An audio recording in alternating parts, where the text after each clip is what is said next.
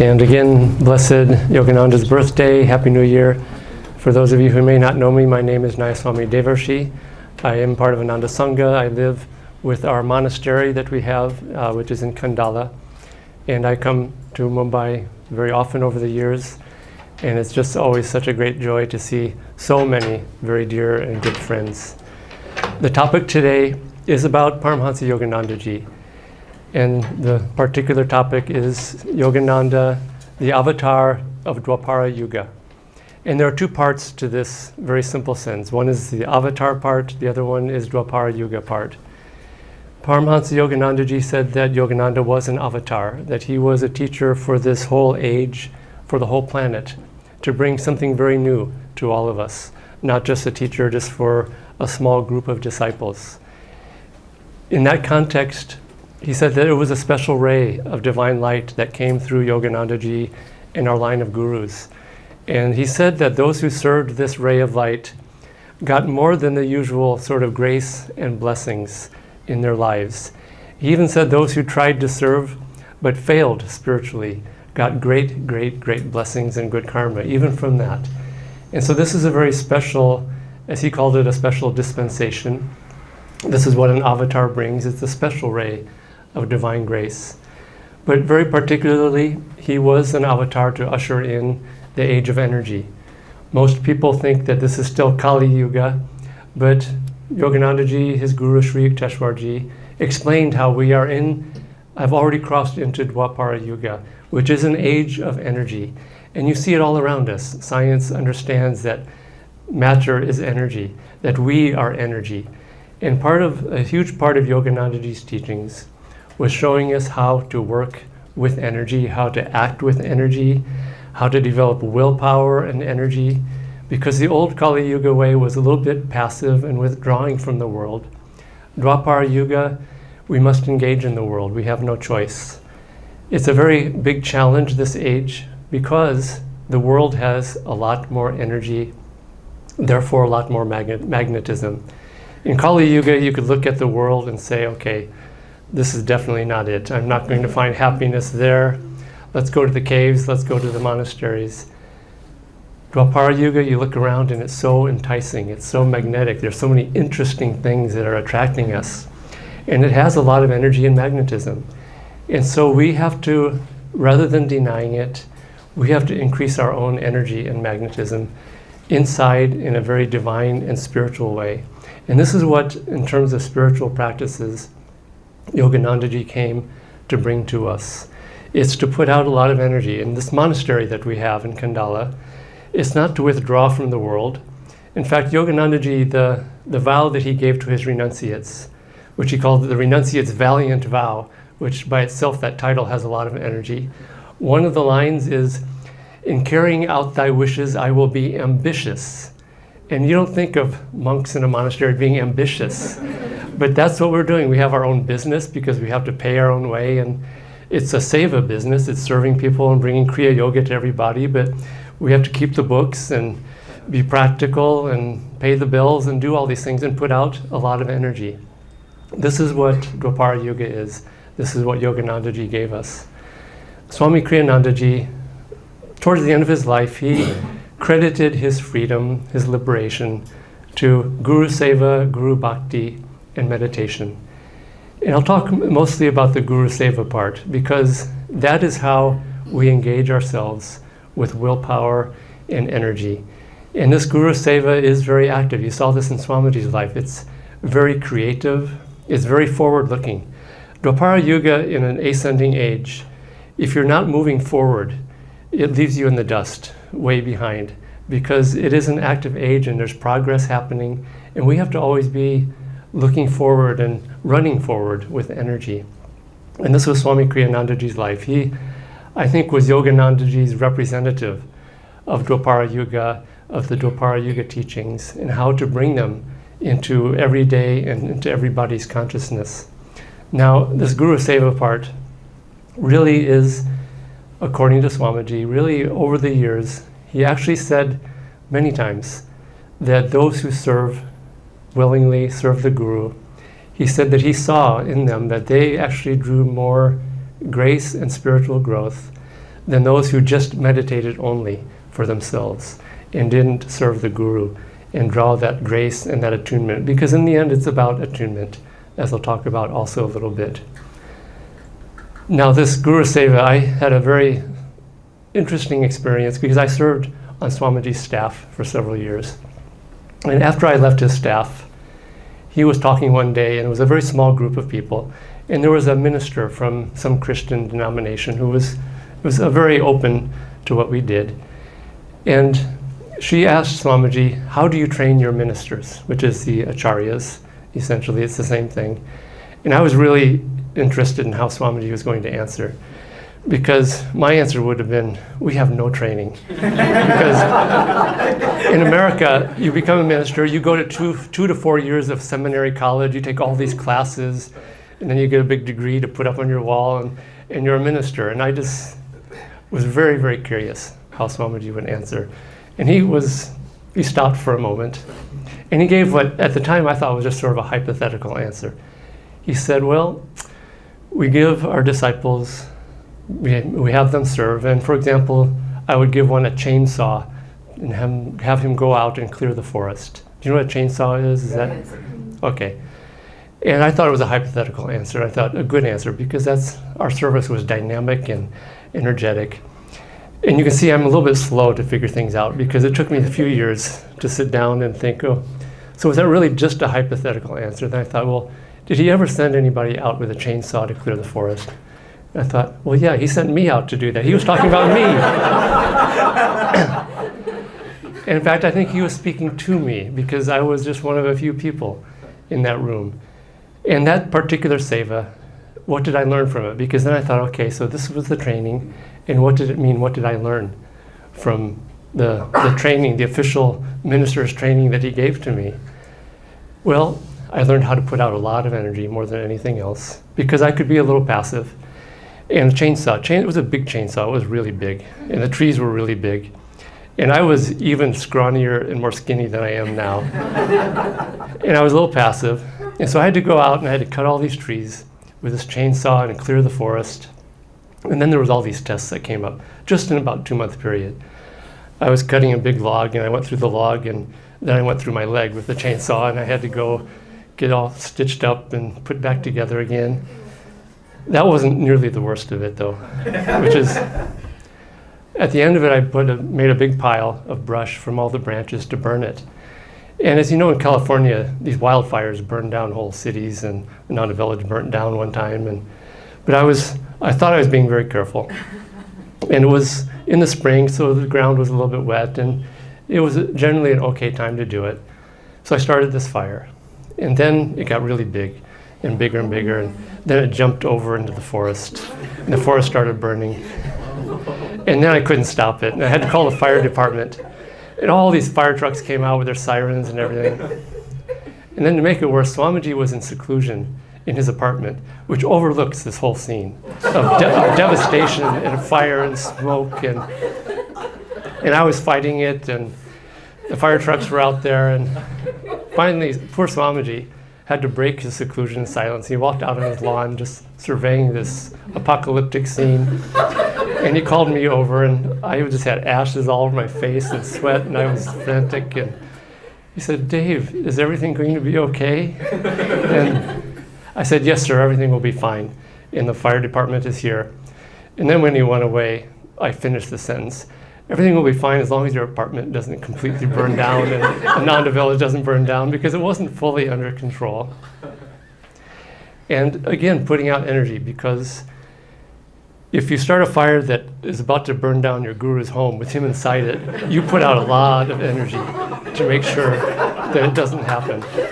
And so the fire stopped, they put out the fire. That wasn't the end of it. The police came out and got me and filed charges against me for starting a fire, and I had to go to court with the threat of going to jail. And I went before the judge, and I ended up having to pay this huge fine at that time of like $800, which I didn't have a penny to my name. And that was my Guru Seva, and that was my minister's, Acharya's training, which is Dwapara Yuga. It's a very different era. And I don't think Shorjo Narayani will give you a chainsaw and ask you to start doing that. And it doesn't always come with tests. But what happens is when we really try to tune in, what does the Guru want in my service? Because it does have to be creative and active. We start getting in tune with the Guru, and our consciousness starts to merge with the Guru's consciousness. Swamiji said his life was really about attunement. He talked about it more than anything. Yogananda ji, with his closest disciples, Swamiji said that's almost all he ever talked about, was attunement, stay in tune. And Swamiji very often said that Guru Seva is the best way to be in tune, to stay in tune. And the reason is that by giving of ourselves, giving our hearts in an energetic way, in an active way, we start to get in tune with the Guru. We start to get up to speed with the Guru, because this age of energy is not passive. And we have to get somewhat up towards the Guru's speed to be in that flow, that wave, that wake of his grace. But when we do that, more and more our consciousness starts to change. One time I asked Swamiji for basically what is the most important thing I need to work on, was essentially what I was asking. And I just asked him out of the blue. He said, when you act, more and more feel that Yogananda ji is flowing through you, and it's not just you doing these things. And at that time I wasn't doing teaching or anything like that. I was running a chainsaw and doing that kind of thing. So he was talking about in everything that we do, in seva, in our relationship with others. And I've always preferred this idea of feeling that the Guru's grace and power is flowing through us, rather than that I am a channel for the Guru, because there's too much of an emphasis on the I am doing this. But when we get out of the way, in fact, the less there is of I, the more the Guru can flow easily through us. And the less there is of I comes from Guru Seva, Guru Bhakti, meditation, all these things. And Swamiji, by the end of his life, he said that he could no longer tell where his thoughts ended and Yogananda's began. And his consciousness had merged that much with the Guru. And so he didn't have to even think, I don't think, at that point about being a channel for the Guru, or even the Guru flowing through him. He was one with the Guru. Similarly, you could say that the sun doesn't sit there and think, I'm a channel for light and I need to be really channeling this light and this and that. The sun very simply is the light. It has become the light, and it radiates that light. And so that's sort of the end, or not, I wouldn't say the goal, but that's where this process eventually comes, where we're not doing anything except very simply getting out of the way. And this is where it's just, it's very interesting, because a great saint like Swami Kriyananda ji, there was a deep humility to him, because he understood that he didn't do anything. All he did was get out of the way in an active, dynamic, and energetic way, but it wasn't him doing these things. It was Yogananda through him doing all of those things. And so this is the power of attunement. This is the power of divine grace. This is the power that the Guru has to change us, because in the end, as Swamiji very often said, the instrument is blessed by that which flows through it. And very simply, you don't need to study. I'm not telling you don't study. You need to attend classes and listen to these guys and read the teachings and all these things. But simply by acting, by serving, by giving to others, by coming here and engaging and giving to people, what happens is that you start to change, because the grace of God is flowing through you and changing you. And it's a very, very simple process. And it's so interesting, because my example of Guru Seva, it was, I mean, on the surface of it, it was a complete disaster on the face of it. And yes, that's the example Swamiji used of training, that of a successful model of training. It was me doing all these crazy things. And yet it was, because it's not what we do in the end, it's the energy we put into it. And that means a lot of willpower and energy, creativity, but it also means devotion, self-offering, and acting on the behalf of the Guru and giving ourselves completely to him. Now, Swamiji also said another way of practicing this deep attunement. He said that one time when he was in India, it was around 1960, he was in the Himalayas in a seclusion. And he said it was just the most blessed experience of his life to that point. He said the seclusion was so deep, so blissful. He just felt so much love for God. He said he really could have spent the rest of his life doing that, and he would have been so content and so happy. He just didn't need anything else. But he had to come down and give a lecture in Shimla, I think it was, before several thousand people. But he said the way that he taught from that moment on, forever changed how he taught. And he said what happened was that he started teaching, and he said it was strange because he didn't know how it didn't come to him as an idea, it just naturally happened, which starts to happen when we get in the flow of this grace. These things just start to naturally come to us, and we start acting the way that the Guru would without having to think so much about it. But he said that he started seeing Yogananda in every single person as he was teaching. And it's a strange idea, seeing the Guru in the very people that you're teaching, giving the Guru's teachings. But he said it really completely changed for the better the way that he taught and the divine inspiration that he felt. And being around him all those years, I know that he didn't just do that when he was teaching. He was doing it all the time. He was seeing the Guru in everything, in everyone. And by seeing the Guru everywhere he looked, again, he was getting more and more in tune with the Guru's consciousness. So this is really what a great master like Yoganandaji brings, is a ray of divine grace.